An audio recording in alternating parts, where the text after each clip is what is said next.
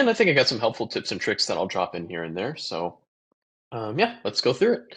I'll just first introduce myself for those who weren't on last week's call. My name is Bijan Nyakon. I'm one of Altair's technical account managers in the aerospace vertical, and I'm based out of our Dallas-Fort Worth office.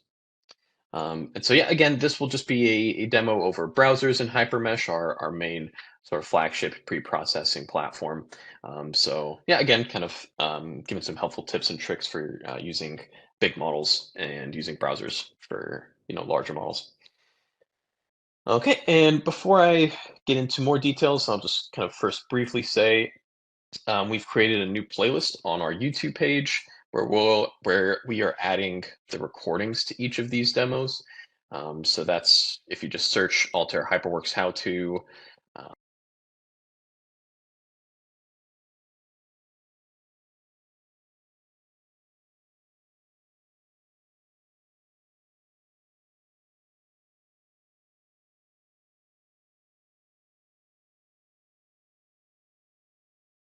and make any particular demo. All right. With that out of the way, let me go ahead and open up HyperMesh. So again, I'm going to be showing this in HyperMesh 25. Most of what I show here is going to be consistent through the last, especially from our 2024 version. Um, and I'll touch on some of the updates we've made in this version, in our 25 version, with respect to browsers specifically. So wait for this to invoke. We got it on my other screen here. And actually, I forget. So I am in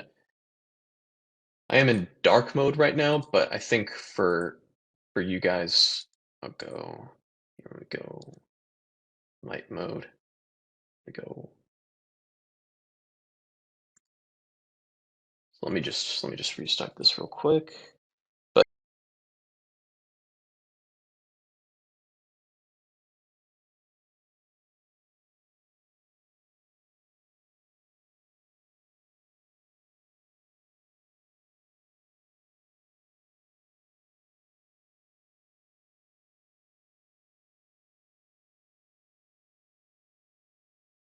this model and follow along with us in future demos.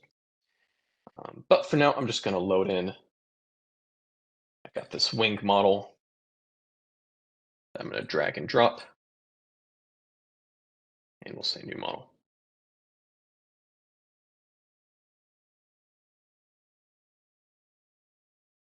Okay, so we'll give it a second. It's a somewhat large model, so it might take a few seconds. All right, here we go.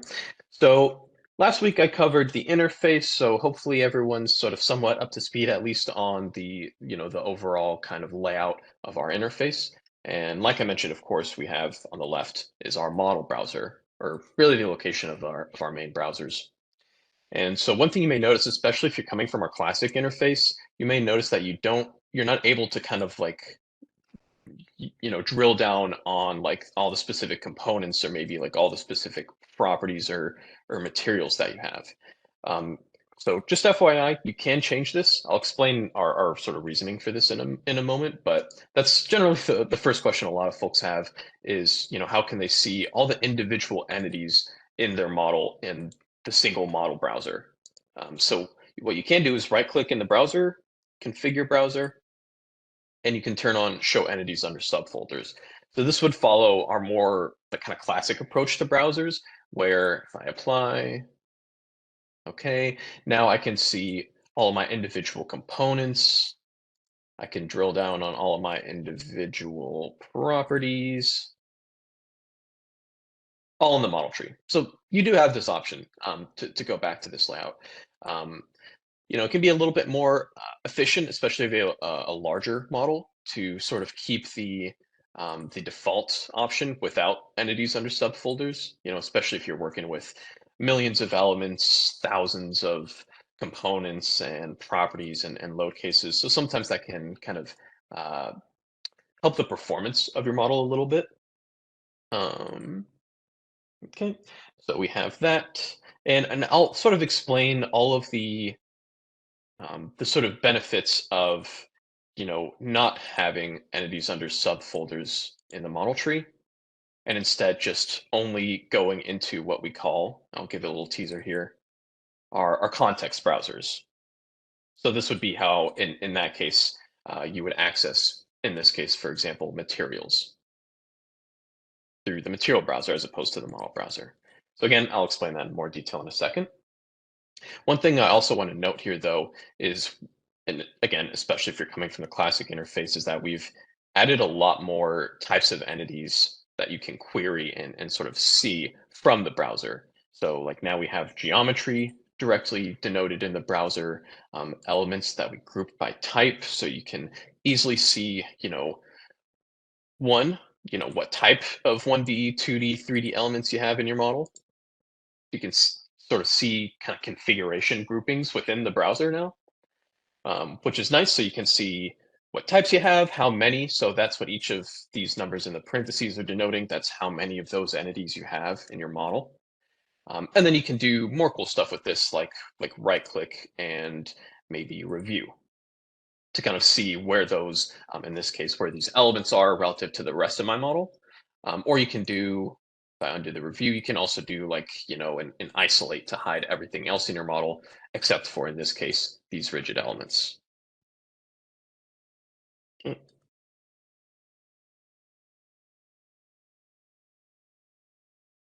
So yeah, so again, a lot more uh, denoting of all of the different entities in your model now, that's in the model tree. Okay, and so yeah, let me get into the context browsers a little bit. So briefly mention that in the context of a material browser. So let's take a look there.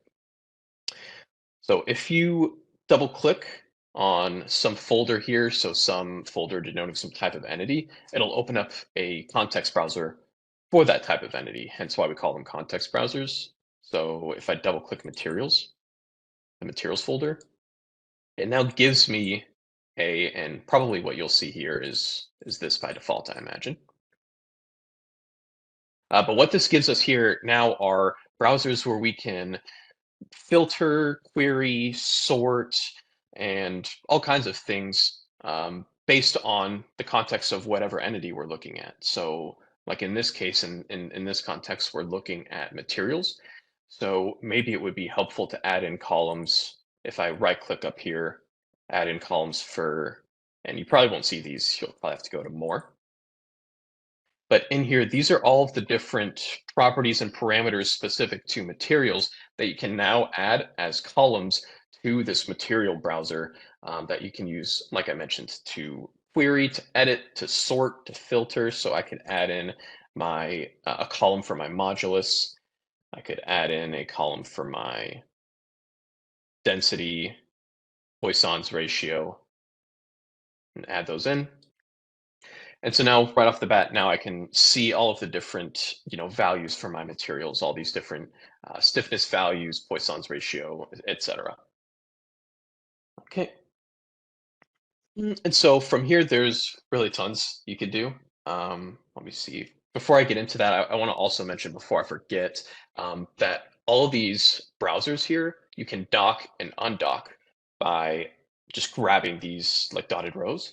So you can grab, undock, and like, for example, maybe you can keep your model tree on the left, and maybe you can have your like context trees on the right. So maybe I have like my material tree on the right. And that just may be a personal preference. You can also just leave it floating as well, and like, maybe have it, so you can't see right now, but I have this tree on my other monitor right now. So you can kind of coax your interface how you'd like it. Eh, So yeah, undocking, redocking browsers now. So that's pretty cool. But yeah, what I wanted to also mention, so yeah, after you create some columns for whatever parameters you're interested in for this particular context tree, materials in this case, you can do some other things. For example, like you can just click on a column to sort by that particular parameter. So like I could click on E to sort by my modulus, maybe do descending or ascending, right? So you can do that with really any column. So you can do sorting, and you can also see if you hover your cursor over any of these column headers, you can see a little filter icon will come up where you can just say like, maybe equals to or like less than, I don't know, 50,000 or something. And you can like, combine filters in the different columns and stuff. So you can do column filtering, which is nice. Mm. And you'll notice when you do some like column filtering, it'll fill out this sort of filter search bar. And this is actually pretty neat. So what you can do here is it'll basically like autofill a search for you. So you can say, and like let's maybe get like all of my materials back. Let me all materials, yeah. So you could search, like for example, maybe I want to only look at like my mat one materials. I can do card image equals mat1, and you'll see it's just automatically filling up like with suggestions of different filters, and then I can add on to this. So only mat1s and mat1s with a modulus greater than, let's say, 71,000. And you can add on to this as much as you'd like. So combine as many filters as you want, hit enter, and then it'll create that filter for you. So this makes it a lot easier to work with larger models, sort of go in, create a filter, and yeah, just reduce down your, especially if you're working with thousands of materials, you can just kind of use this to reduce it down to, maybe just a handful that you're interested in editing or querying. So I think that's pretty nice. Okay. So some other things you can do with this, you can also directly edit any of these parameters from the browser. So it just saves you some time from going to individual like entity editors. So you could just like come in here, like maybe click, and then, maybe this is actually 13,000, whatever that unit is, PSI or whatever. So you can edit any of these individual entities pretty easily. You can also do bulk editing here as well. So you can do like, just like a left click drag or, like left click, hold shift, left click again.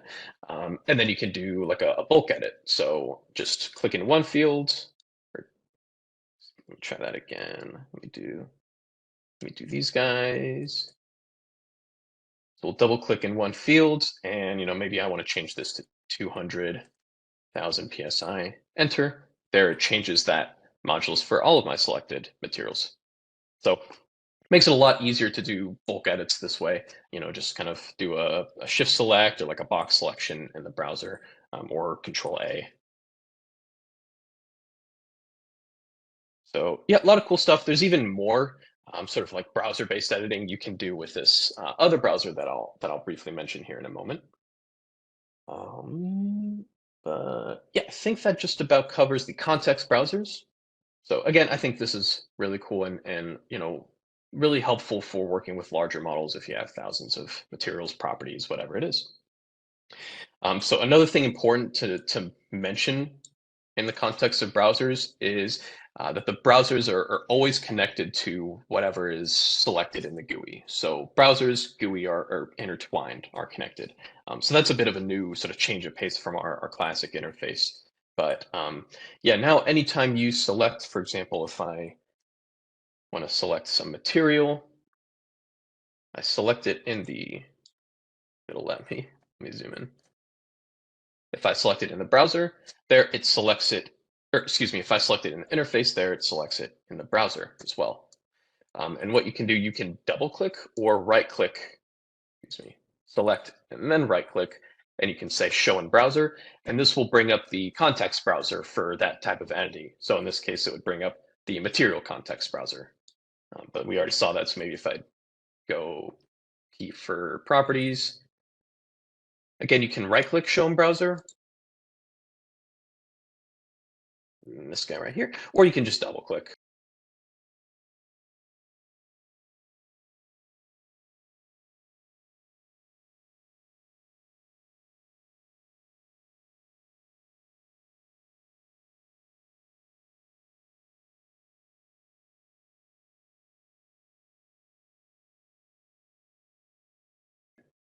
undock, maybe redock over here. So a lot of neat customization you can do. Okay. And another thing to note here is in recent versions with 24, we've added what we call a common entity editor.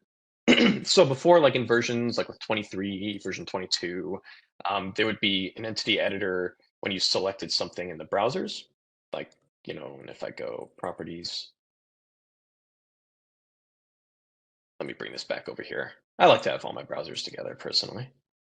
But yeah, here, like if I selected some property in the browser, I would have this entity editor in the browser, and then we would have a separate sort of entity editor for the GUI. But now it's all just connected into the single entity editor, whether you select something in the browser or in the GUI. So again, just kind of another aspect of bringing together all the aspects of our interface and our browsers together. Yeah. So yeah, we have our model browser, we have our sort of context browsers like our property browser, material browser, but we also have tools, certain tools that have their own browsers as well, that make it easier to use those tools for various different ways. So some examples that I can touch on briefly without going into too much detail, of course. We have a connector browser. So this is something we can go into in more detail if you guys are interested. But yeah, this offers a nice sort of helpful browser that makes it easy to see what parts you're connecting, how they're being connected. Are they realized? Are they actually like equivalent and connected properly? So this makes it really easy to sort of create, query, and edit connections or connecting elements in your model. So we got browsers for those. We have a composite browser. If you go model composites, makes it a little easier for kind of seeing, and yeah, we should have some laminates here in this model, but just makes it a little easier to see your laminates, your sort of ply buildups, things like that. Again, these are all these are all things we can drill down into in more detail for future demos if y'all are interested. But just want to let you guys know that we don't only have the main model and context browsers, but we also have different tools that have their own browsers as well.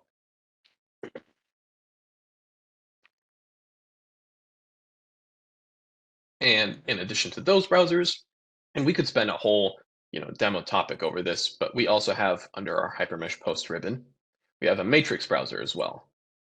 And this gives you tons of options to query like a bunch of different metadata in your model. Like for example, you could query like element areas. Like maybe if you want to, for whatever reason, get the area of some panel of elements, you could do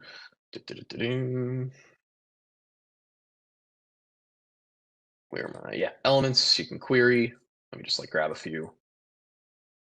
That's probably a little more than a few, but that's fine. And then you can do things, yeah, like area. And let's see, do I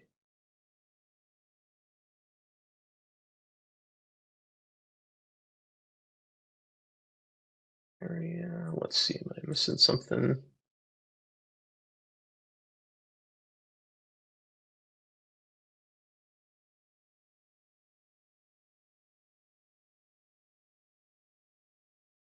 Okay.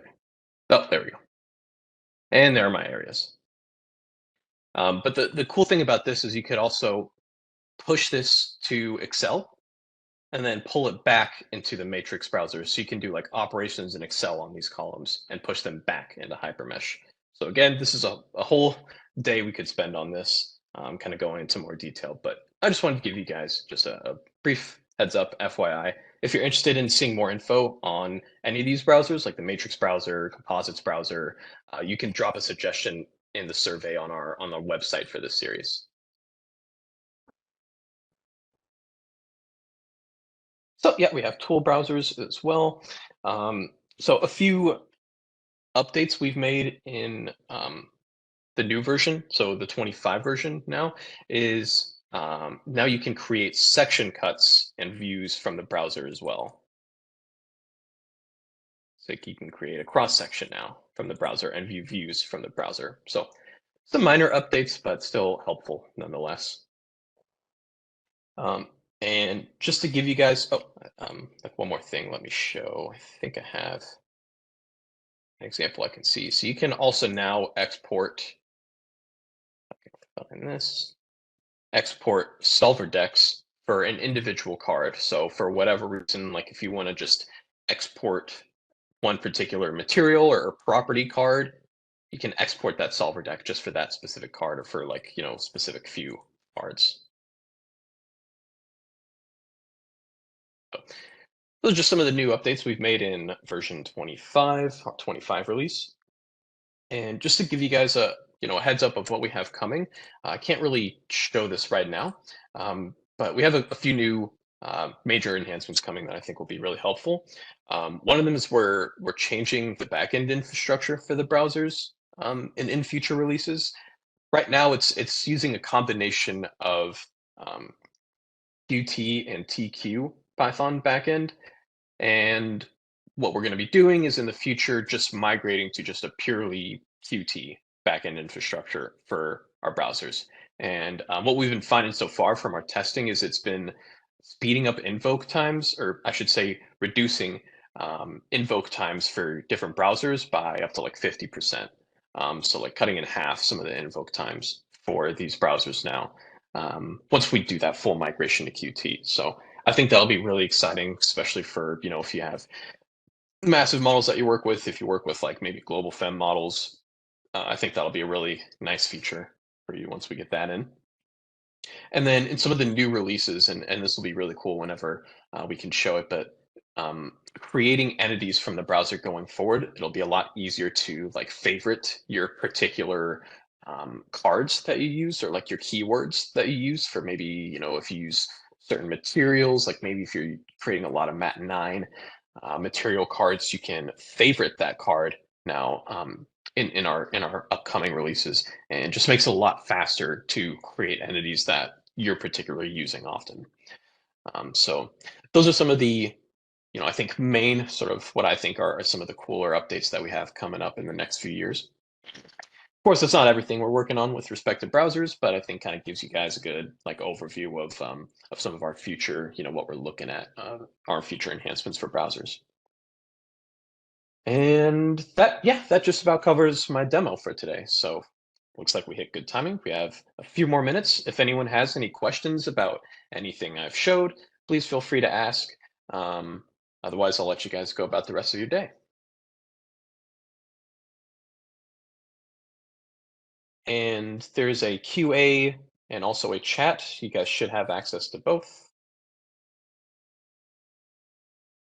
Awesome. Thanks for attending, Corey.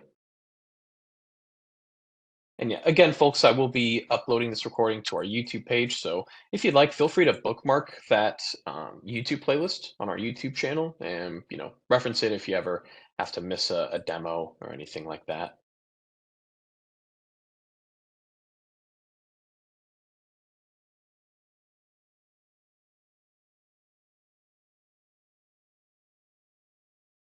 Awesome.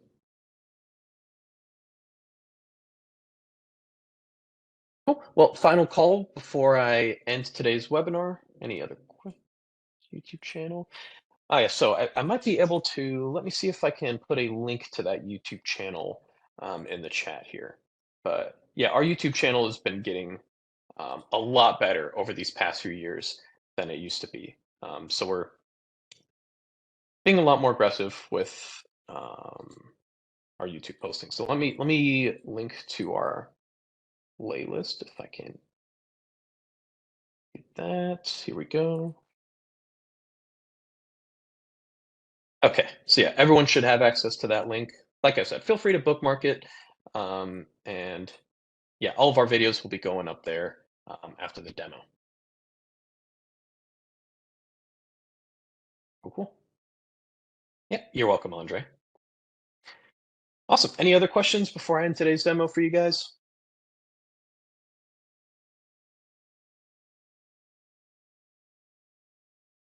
Wonderful, wonderful.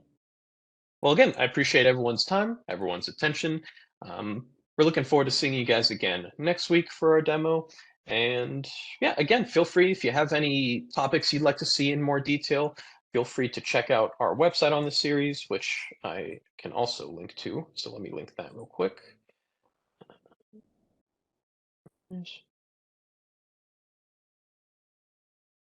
And I'll put that in the chat. So on that webpage, we also have a link to our survey for you to recommend some topics for us to demo. So we've been getting a few already that we're incorporating into our future schedule or our schedule for future topics. So yeah, definitely don't hold back if you have any suggestions for us for us to show. But yeah, if we're all good outside of there, I'll let you guys go about the rest of your day. And thanks again. Hope you guys all have a good one.